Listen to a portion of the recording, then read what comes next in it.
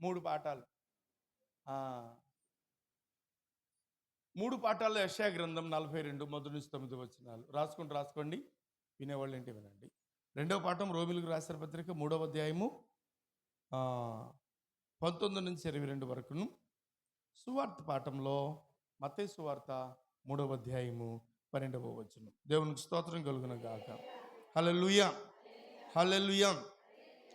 మొదటి పాఠంలో మారు మనసును గురించి, రెండవ పాఠంలో నీతి అని రక్షణ గురించి, నీతిని గురించి, రక్షణ గురించి ఈ 3 పాఠాలు ప్రకటిస్తున్నాయి. యెషయా గ్రంథం 42 మొదటి వచనం నుంచి చదువుకుందాం ప్రియులారా. దయచేసి చూడు. ఇదిగో నేను ఆదుకొనిన నా సేవకుడు, నేను ఏర్పరచుకున్నవాడు, నా ప్రాణానికి ప్రియుడు, అతని యందు నా ఆత్మను ఉంచదు. చాలండి. ప్రేమ కలిగిందేవా, ఇది ఈ సమయం ఇది, మీరు మాతో మాట్లాడండి. మమ్మలను బలపరచమని, మమ్మలను ఘనపరచమని, అయా మమ్మలను మీ ఆత్మతో అభిషేకించమని. ఓ దేవా, నీకే వందనాలు. నీ సన్నిధిలో, నీ కృపలో మీ రెక్కల కింద భద్రపరచమని ప్రార్థన చేస్తున్నా. దీవించండి. ఈ వాక్యమును పరిశుద్ధపరిచి మాట్లాడి మహిమ పొందమని యేసుక్రీస్తు నామంలోనే ప్రార్థన అడుగుతున్నాం తండ్రి. ఆమేన్. దేవునికి స్తోత్రం. హల్లెలూయా, హల్లెలూయా. దేవుని బిడ్డలారా, మీరు ఇక్కడ గమనించగలిగితే యెషయా గ్రంథంలో ఏదైతే వ్రాయబడిందో ఈ మాటని ఎత్తి మత్తయి సువార్తలో 3వ అధ్యాయంలో రాశారు. అంటే ఇది ప్రవచనము, అది నెరవేర్పు. లూకా గారు 4వ అధ్యాయంలో ఏమి రాస్తా అంటే ప్రభువాత్మ నా మీద ఉన్నది, బేదలకు సువార్త ప్రకటించటకు అది అని ఆయన అలా రాశాడు. మత్తయ్య గారు ఏమని రాశారు? చదవండి 3వ అధ్యాయం మొదటి నుంచి. ప్రభు మార్గము సిద్ధపరచండి,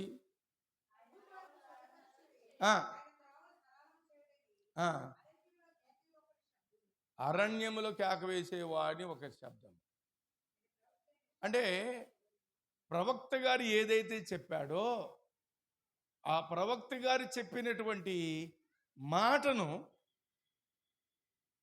మత్తయ్య గారు జ్ఞాపకం చేస్తున్నాడు. అయితే పాత నిబంధన పాఠంలో దైవజనుడు మనకేమని జ్ఞాపకం చేస్తున్నాడు? ఎవరి గురించి జ్ఞాపకం చేస్తున్నాడంటే, దేవుని పిల్లలారా, మారు మనసు పొందండి. మారు మనసు ఎప్పుడు వస్తుంది? ఎవరైనా చెప్తారా? యేసే క్రీస్తుని నమ్మడమే రక్షణ. గుర్తుపట్టి, రక్షణ అంటే యేసే క్రీస్తుని నమ్మడం. నమ్మినవాడు రక్షింపబడతాడు. రక్షింపబడిన వాడు అంటే యేసే దేవుడిని తెలిసిన వాడు ఏం చేయాలి? మారాలి. అదే మార్పు, మారు మనసు. మారు మనసు పొందిన వాడు ఏం చేయాలి? నీతిని అనుసరించుచు తండ్రి, కుమార, పరిశుద్ధాత్మ త్రియేక దేవుని నామములో బాప్తిస్మము తీసుకోవాలి. గుర్తుపెట్టుకున్నామా? యేసే దేవుడని తెలుసుకోవడమే రక్షణ.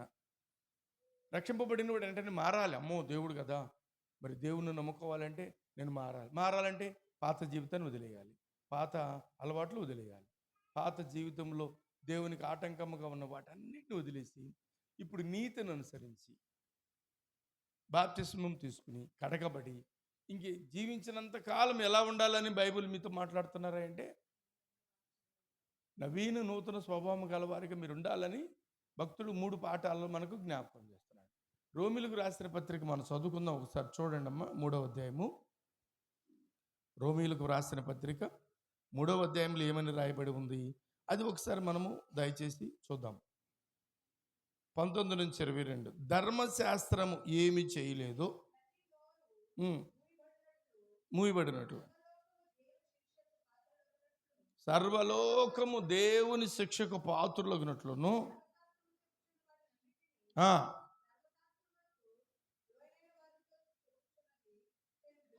అంటే ఇది పాప ప్రాచీన స్వభావము, బానిసత్వములు ఉన్న వారిని విడుదల కలిగినట్లు. అంటే ఫైనల్ ఏంటంటే ధర్మశాస్త్రము ఏమి చేయలేదో దానిని చెయ్యడానికి, అంటే కొట్టివేయడానికి రాలేదు ఆయన, నెరవేర్చడానికే యేసు ప్రభులు వారిగా ఈ లోకంలోనికి ఆయన వచ్చాడంతే. మీరు గమనించాలి. ధర్మశాస్త్రం ఏమి చేయలేదు. అందుకు ఉదాహరణ నికోదేము గారితో మాట్లాడారు. నువ్వు ధర్మశాస్త్రోపదేశకుడు కదా, చదవలేదని. అదే మాట మత్తయి సువార్త 23 అంటాడు, అయ్యో మీరు వెళ్ళరు, వెళ్ళేవారిని వెళ్ళనివ్వరు. చదవరు, చదివేవారిని చదవనివ్వరు. మీరు చెయ్యరు, చేసేవారిని చేయనీయరు. అలా కిందకొచ్చి అంటాడు, మీరు ఎలా కనపడుతున్నారయ్యా అంటే సున్నం కొట్టిన సమాధులను, లేకపోతే కనబడిన సమాధులను అంటాడు. ఎవరి గురించి మాట్లాడుతున్నారు? 2026 వచ్చేసింది. అప్పట్లో మనం ఉంటే ఎలాగా? యేసయ్య ఈ లోకానికి వచ్చి 2025 సంవత్సరాలు పూర్తయిపోయి ఆయన చేయాల్సింది చేసి మీరును నన్ను అనుసరించి నడవమని చెప్పాడు.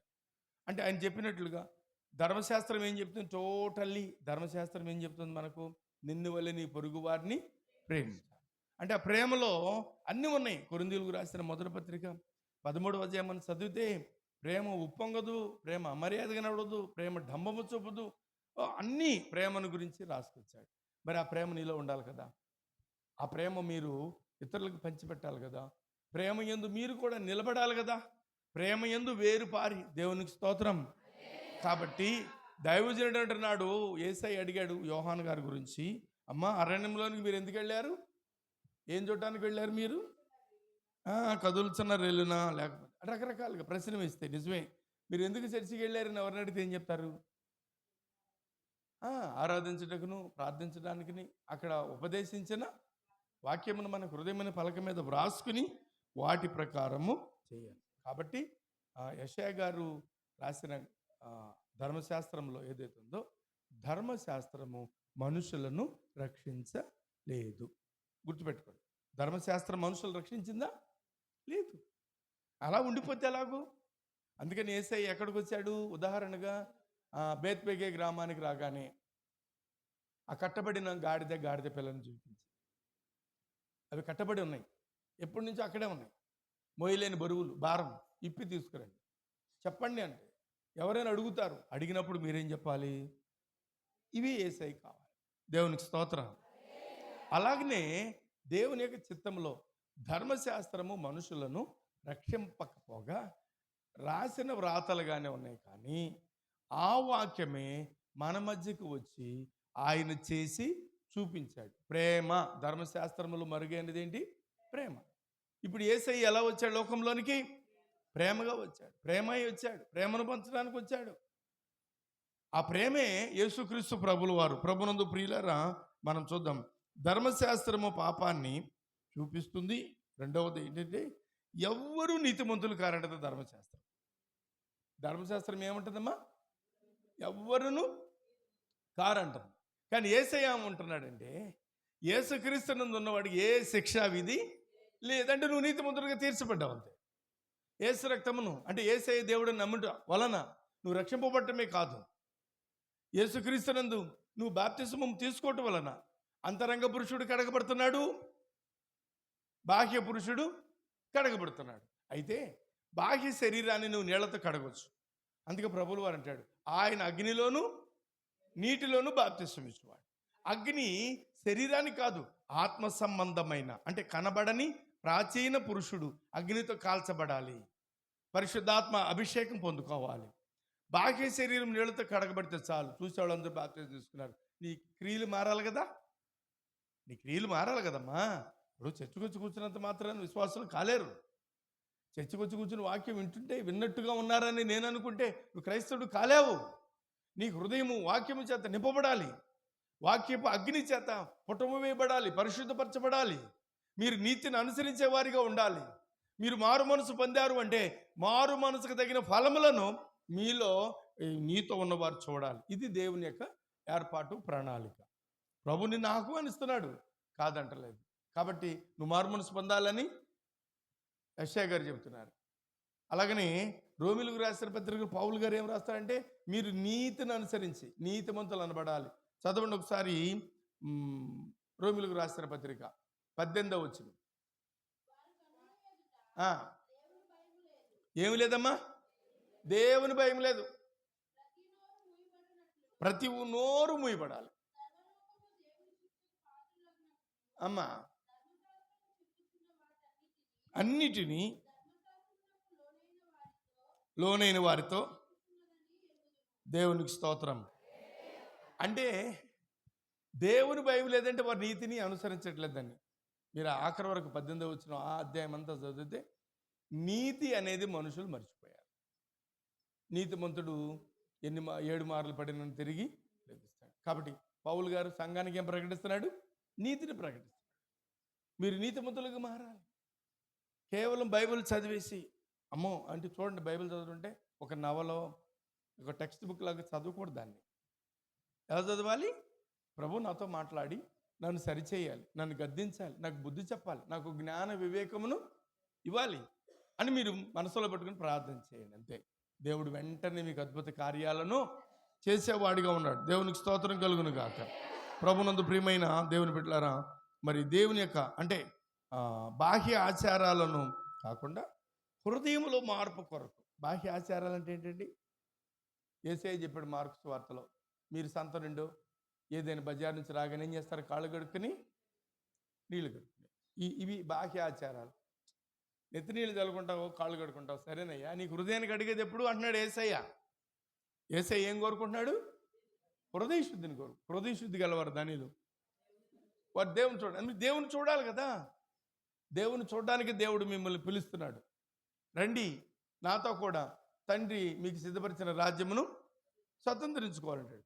దేవుని రాజ్యాన్ని స్వతంత్రించుకోవాలంటే నువ్వు కడగబడాలి, నీ క్రియలు బాగుండాలి, నువ్వు మారు మనసు పొందాలి, నువ్వు రక్షింపబడాలి, నీతిని అనుసరించి వెళ్ళాలని మిమ్మల్ని ప్రేమతో కోరుతున్నాను.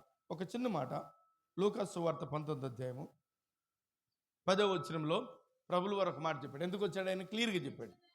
నశించిన దానిని వెదికి రక్షించడానికే మనిషి కుమారుడు లోకంలోనికి వచ్చాడు. దేవునికి స్తోత్రం.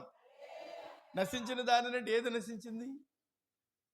ఏది నశించిందంటే అపరాధముల చేతను పాపముల చేతను చచ్చిన వారే కొన ఊపిరితో పడి ఉన్న వారిని యేసు రక్త విమోచన ద్వారా వారిని బ్రతికించడానికే యేసుక్రీస్తు ప్రభులు వారిగా ఈ లోకంలోనికి వచ్చాడు. హల్లెలూయా. ఆయన వచ్చిన దాని వెనక మర్మం ఏంటంటే నశించిన దానిని వెతికి రక్షించడానికి యేసయ్య ఈ లోకానికి వచ్చాడు. కాబట్టి ప్రభునందు ప్రియమైన దేవుని బిడ్డలారా, మరి నువ్వు రక్షింపబడాలంటే మన క్రియలు చాలవు, మన ఆచారాలు చాలవు. కాబట్టి మనకు కావాల్సింది ఏంటంటే తెలుసా? విశ్వాసముతో అంగీకరించిన దేవుని మహాకృపను బట్టి మనము క్షమింపబడతాము, మనము ఆశీర్వదించబడతాము. ఆయన కృపలేని మనం ఏమీ చేయలేము. కనుక 3 విషయాలు. మొదటి పాఠంలో దైవజనులు ఏం చెప్తున్నారు? మీరు మారు మనసు పొందండి. రెండవ పాఠంలో దైవజనులు ఏం చెప్తా ఉన్నారు? మీరు నీతిని అనుసరించండి. మూడవ పాఠంలో ఆయన ఏం చెప్తున్నాడు? మీరు రక్షణ పొందాలి. మీరు వినేవారిగా కాకుండా వినిన వాక్యాన్ని మీ హృదయంలో భద్రపరుచుకుని, ఎంతోమంది ఈ వాక్యం లేక, ఈ రక్షణ లేక, ఈ ఆనందం లేక ఏం చేయాలి? ఎరుగని స్థితిలో ఉంటే వారిని కనుగొని పిలుపు గనక రథము వెనక పరిగెట్టాడు. ఆత్మతో నింపబడి వెళ్ళు. ఆ బ్రదర్కి డౌట్ క్లారిఫికేషన్ చెప్పమన్నాడు. ఎంతమంది యవ్వన కుమారులు కుమార్తెలు సమర్పించుకుంటున్నారు నాకు తెలియదు, కానీ ఈ 2026లో నీ ముందున్న విస్తారమైన పని నువ్వే చేయాలి, ఎవ్వరు చేయరు. నువ్వు చేయడానికి యోగ్యుడుగా ఉన్నావు. నేను ఏర్పాటు చేసుకున్నాడు. ఆ ఏర్పాటు వెనక కారణం ఆయన ఎక్కడో మహిమతో ఉండకుండా ఆ మహిమంతటిని విడిచి నీ కొరకు పరలోకం నుండి భూమి మీదకి ఆయన వచ్చాడు. వచ్చిన వెనక మర్మం ఏంటి? మీరు నేను మనము లోకమంతా రక్షింపబడాలని, నాశనములు జోగుతున్న మనలను రక్షించడానికి పాపాకారంతో ఆయన వచ్చాడు. పాపము అనేది మనలో నుండి తీశాడు. ఇప్పుడు నమ్మిన వారందరూ పరిశుద్ధపరచబడ్డారు, పరిశుద్ధులు అనబడ్డారు, నీతిమంతులు అనబడ్డారు. నీతిని అనుసరించి దేవుని రాజ్య స్థాపనకు కృషి చేద్దాం. నీ కొరకు ప్రాణం పెట్టిన యేసయ్యను మ్రాను మీద వేలాడుతున్న ప్రభులు వారిని చూస్తూ ప్రార్థన చేసేవారు ఉండాలి. దేవుడి మాటలు దీవించి ఆశీర్వదించునుగాక. ఆమేన్. సమస్త జ్ఞానముకు మించిన సర్వోన్నతమైన దేవుని ప్రేమ యేసుక్రీస్తు ప్రభులు వారి వలన మీ హృదయములకు మీ తలంపులకును సదా కావలి ఉండి కాపాడును గాక. ఆమేన్.